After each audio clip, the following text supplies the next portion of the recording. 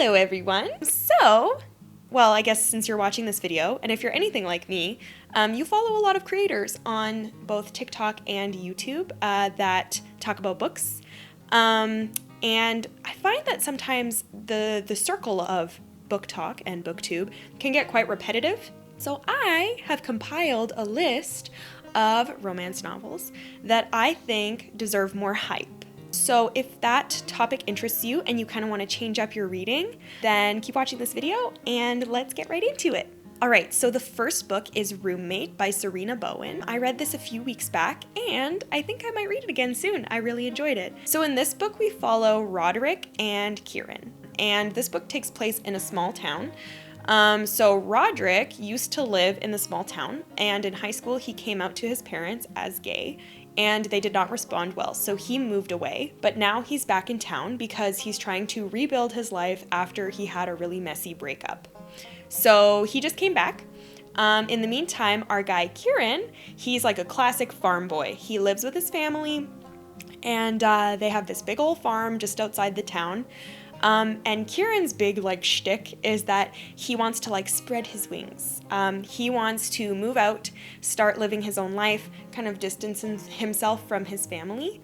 And he kind of goes through a bit of a personal development awakening, let's call it. And that is that. So I really recommend you read that book. I've been on a bit of a Sarina Bowen kick lately. She has some really good stuff. So if you're trying to change it up a little bit, go read some of her stuff. Alright, so the next one is by an author that you've definitely heard about, my girl Tessa Bailey. But this book doesn't get enough hype. It's called Follow.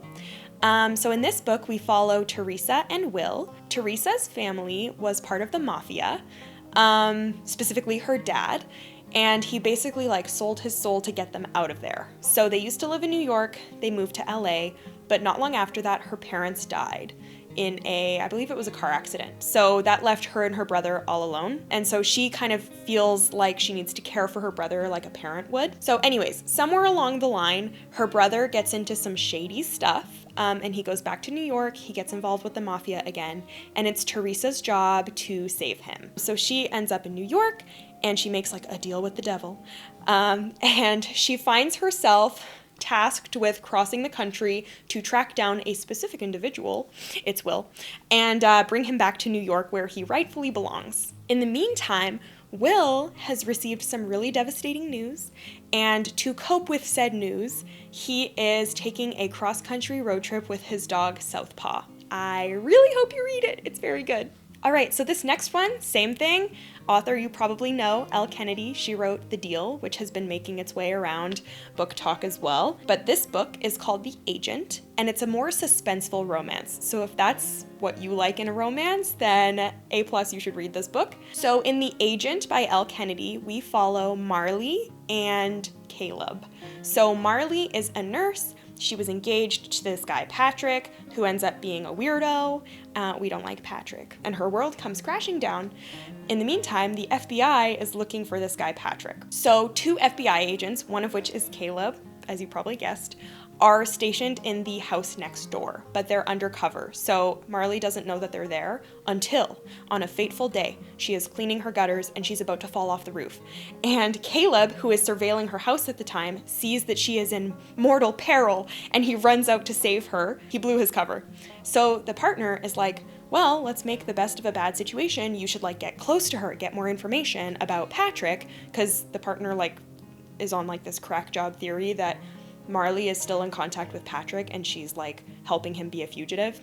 Anyways, so basically the rest of the book is kind of a suspense about where is Patrick, and does Marley know about Patrick's dealings, and how is Caleb gonna get closer to her, and all of this stuff. Anyways, it's very good. I highly recommend you read that one as well. Alright, I couldn't resist. I have another Tessa Bailey book on here. So this is the middle book of a series of 3 books. It's called the Beach Kingdom series, I believe, but this one is called Heatstroke. So in this book, we follow Jamie Prince and Marcus O'Shaughnessy. So Jamie Prince is one of 3 Prince brothers. That's what these 3 books are about. And he's the middle brother. So Jamie is this academic. He teaches AP economics, I believe, to high school students. He's very, very smart, reads a lot of books, that kind of character, right? Marcus, the complete opposite. He's like this big jock who like has more bronze than brains, but we love him anyway. He's so sweet and kind, and he always means well, even if it doesn't come across that way. And he is taking on a business venture. Also, they both lifeguard together at the beach. So basically, Marcus has this weird fascination with Jamie, and he's not really sure why, but I'm sure you might be able to guess what it ends up being. Whereas Jamie has experienced a traumatic situation because of his sexual identity, and so he is very jaded when it comes to dating.